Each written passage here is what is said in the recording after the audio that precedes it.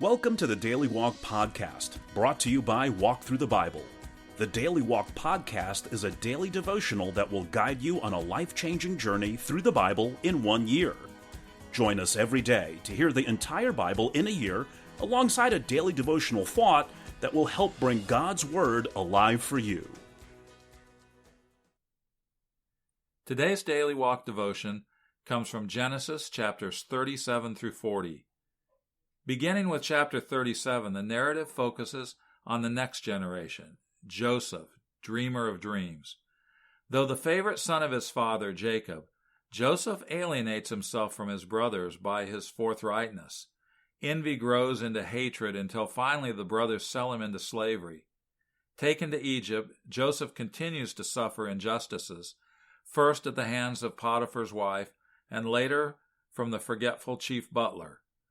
While Joseph is resisting the temptation of immorality, his brother Judah falls prey to the same sin. Clearly, something is needed to insulate the chosen family from moral corruption for the next 4 centuries while it multiplies into a mighty nation. And now let's listen to Genesis 37 through 40. Genesis 37. Jacob lived in the land where his father had stayed, the land of Canaan. This is the account of Jacob's family line. Joseph, a young man of 17, was tending the flocks with his brothers, the sons of Bilhah and the sons of Zilpah, his father's wives, and he brought their father a bad report about them. Now Israel loved Joseph more than any of his other sons, because he had been born to him in his old age, and he made an ornate robe for him. When his brothers saw that their father loved him more than any of them, they hated him and could not speak a kind word to him. Joseph had a dream, and when he told it to his brothers, they hated him all the more. He said to them, "Listen to this dream I had. We were binding sheaves of grain out in the field when suddenly my sheaf rose and stood upright while your sheaves gathered around mine and bowed down to it." His brothers said to him, "Do you intend to reign over us? Will you actually rule us?" And they hated him all the more because of his dream and what he had said. Then he had another dream, and he told it to his brothers. "Listen," he said, "I had another dream, and this time the sun and moon and 11 stars were bowing down to me." When he told his father as well as his brothers, his father rebuked him and said, "What is this dream you had? Will your mother and I and your brothers actually come and bow down to the ground before you?" His brothers were jealous of him, but his father kept the matter in mind. Now his brothers had gone to graze their father's flocks near Shechem, and Israel said to Joseph, "As you know, your brothers are grazing the flocks near Shechem. Come, I am going to send you to them." "Very well," he replied. So he said to him, "Go and see if all is well with your brothers and with the flocks, and bring word back to me." Then he sent him off from the valley of Hebron. When Joseph arrived at Shechem, a man found him wandering around in the fields and asked him, "What are you looking for?" He replied, "I'm looking for my brothers. Can you tell me where they are grazing their flocks?" "They have moved on from here," the man answered. "I heard them say, 'Let's go to Dothan.'" So Joseph went after his brothers and found them near Dothan. But they saw him in the distance, and before he reached them, they plotted to kill him. "Here comes that dreamer," they said to each other. "Come now, let's kill him and throw him into one of these cisterns and say that a ferocious animal devoured him. Then we'll see what comes of his dreams." When Reuben heard this, he tried to rescue him from their hands.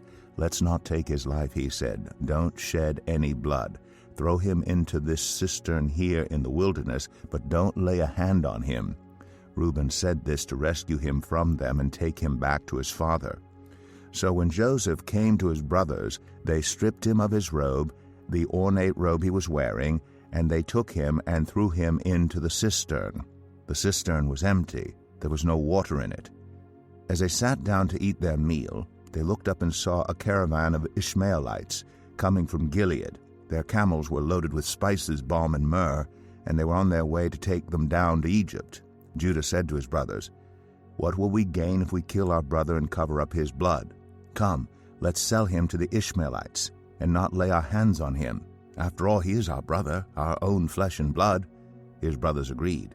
So when the Midianite merchants came by, his brothers pulled Joseph up out of the cistern and sold him for 20 shekels of silver to the Ishmaelites, who took him to Egypt.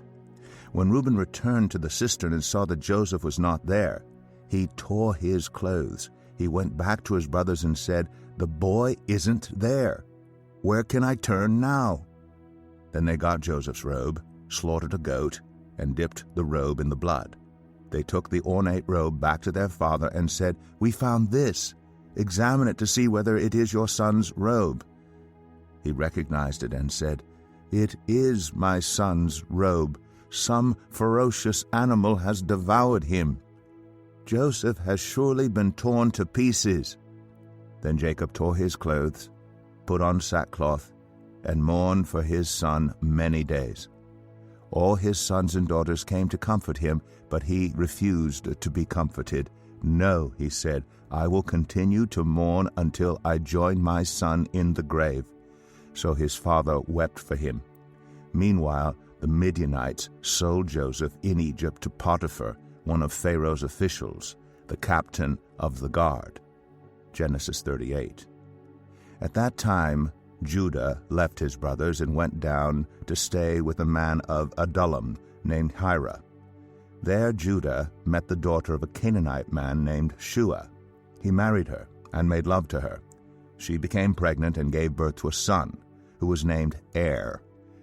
She conceived again and gave birth to a son and named him Onan. She gave birth to still another son and named him Shelah. It was at Kezib that she gave birth to him. Judah got a wife for Er, his firstborn, and her name was Tamar. But Er, Judah's firstborn, was wicked in the Lord's sight, so the Lord put him to death. Then Judah said to Onan, "Sleep with your brother's wife, and fulfill your duty to her as a brother-in-law to raise up offspring for your brother." But Onan knew that the child would not be his, so whenever he slept with his brother's wife, he spilled his semen on the ground to keep from providing offspring for his brother. What he did was wicked in the Lord's sight, so the Lord put him to death also. Judah then said to his daughter-in-law Tamar, "Live as a widow in your father's household until my son Shelah grows up." For he thought, "He may die too, just like his brothers." So Tamar went to live in her father's household. After a long time, Judah's wife, the daughter of Shua, died. When Judah had recovered from his grief, he went up to Timnah, to the men who were shearing his sheep, and his friend Hira the Adullamite went with him. When Tamar was told, "Your father-in-law is on his way to Timnah to shear his sheep," she took off her widow's clothes, covered herself with a veil to disguise herself, and then sat down at the entrance to Enaim, which is on the road to Timnah. For she saw that though Shelah had now grown up, she had not been given to him as his wife. When Judah saw her, he thought she was a prostitute, for she had covered her face. Not realizing that she was his daughter-in-law, he went over to her by the roadside and said, "Come now, let me sleep with you." "And what will you give me to sleep with you?" she asked. "I'll send you a young goat from my flock," he said. "Will you give me something as a pledge until you send it?" she asked. He said, "What pledge should I give you?" "Your seal and its cord, and the staff in your hand," she answered. So he gave them to her and slept with her, and she became pregnant by him. After she left, she took off her veil and put on her widow's clothes again.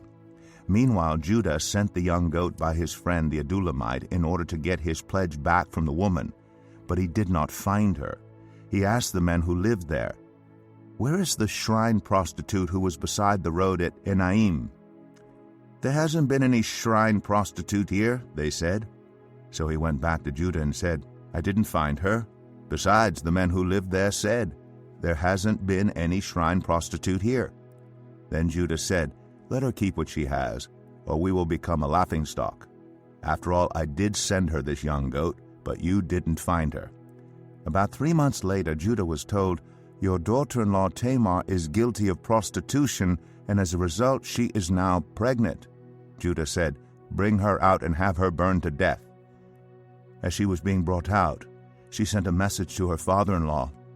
"I am pregnant by the man who owns these," she said, and she added, "See if you recognize whose seal and cord and staff these are." Judah recognized them and said, "She is more righteous than I, since I wouldn't give her to my son Shelah." And he did not sleep with her again. When the time came for her to give birth, there were twin boys in her womb. As she was giving birth, one of them put out his hand, so the midwife took a scarlet thread and tied it on his wrist and said, "This one came out first." But when he drew back his hand, his brother came out, and she said, "So this is how you have broken out." And he was named Perez. Then his brother, who had the scarlet thread on his wrist, came out, and he was named Zerah. Genesis 39. Now Joseph had been taken down to Egypt. Potiphar, an Egyptian who was one of Pharaoh's officials, the captain of the guard, bought him from the Ishmaelites who had taken him there. The Lord was with Joseph, so that he prospered, and he lived in the house of his Egyptian master. When his master saw that the Lord was with him, and that the Lord gave him success in everything he did, Joseph found favor in his eyes and became his attendant. Potiphar put him in charge of his household, and he entrusted to his care everything he owned. From the time he put him in charge of his household and of all that he owned, the Lord blessed the household of the Egyptian because of Joseph. The blessing of the Lord was on everything Potiphar had, both in the house and in the field. So Potiphar left everything he had in Joseph's care. With Joseph in charge, he did not concern himself with anything except the food he ate. Now Joseph was well built and handsome, and after a while his master's wife took notice of Joseph and said, "Come to bed with me." But he refused. With me in charge, he told her, "My master does not concern himself with anything in the house. Everything he owns he has entrusted to my care. No one is greater in this house than I am. My master has withheld nothing from me except you, because you are his wife.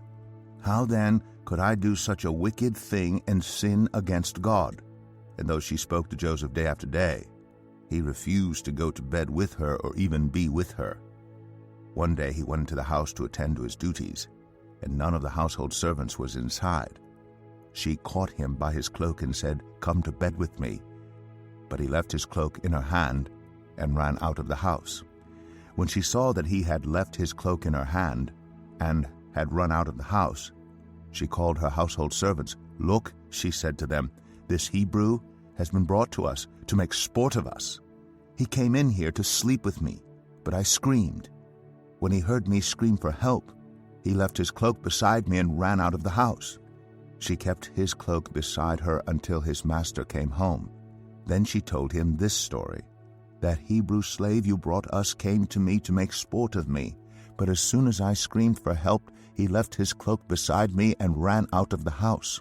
When his master heard the story, his wife told him, saying, "This is how your slave treated me." He burned with anger.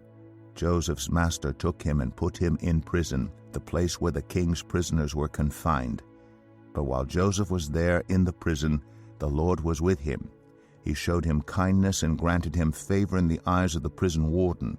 So the warden put Joseph in charge of all those held in the prison, and he was made responsible for all that was done there. The warden paid no attention to anything under Joseph's care, because the Lord was with Joseph and gave him success in whatever he did. Genesis 40. Sometime later, the cupbearer and the baker of the king of Egypt offended their master, the king of Egypt. Pharaoh was angry with his two officials, the chief cupbearer and the chief baker, and put them in custody in the house of the captain of the guard, in the same prison where Joseph was confined. The captain of the guard assigned them to Joseph, and he attended them. After they had been in custody for some time, each of the two men, the cupbearer and the baker of the king of Egypt, who were being held in prison, had a dream the same night, and each dream had a meaning of its own. When Joseph came to them the next morning, he saw that they were dejected. So he asked Pharaoh's officials who were in custody with him in his master's house, "Why do you look so sad today?" "We both had dreams," they answered, "but there is no one to interpret them." Then Joseph said to them, "Do not interpretations belong to God? Tell me your dreams." So the chief cupbearer told Joseph his dream. He said to him, "In my dream I saw a vine in front of me, and on the vine were 3 branches. As soon as it budded, it blossomed, and its clusters ripened into grapes. Pharaoh's cup was in my hand, and I took the grapes, squeezed them into Pharaoh's cup, and put the cup in his hand." "This is what it means," Joseph said to him. "The 3 branches are 3 days. Within 3 days Pharaoh will lift up your head and restore you to your position, and you will put Pharaoh's cup in his hand, just as you used to do when you were his cupbearer.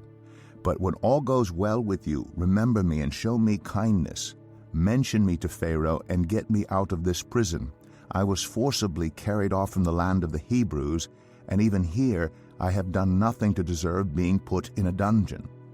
When the chief baker saw that Joseph had given a favorable interpretation, he said to Joseph, "I too had a dream. On my head were 3 baskets of bread.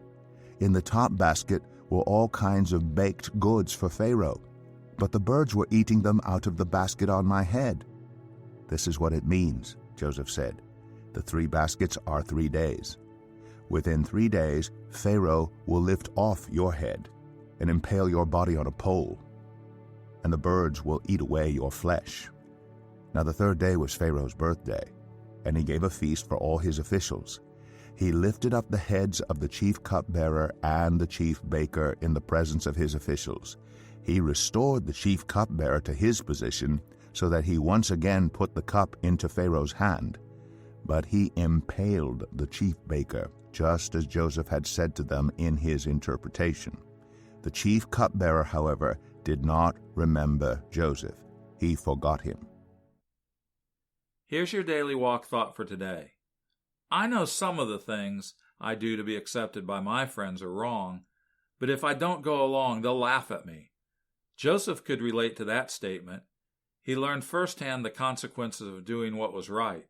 He could have avoided much discomfort by deciding to disobey his father or give in to Mrs. Potiphar. Loyalty to his convictions carried a high price tag.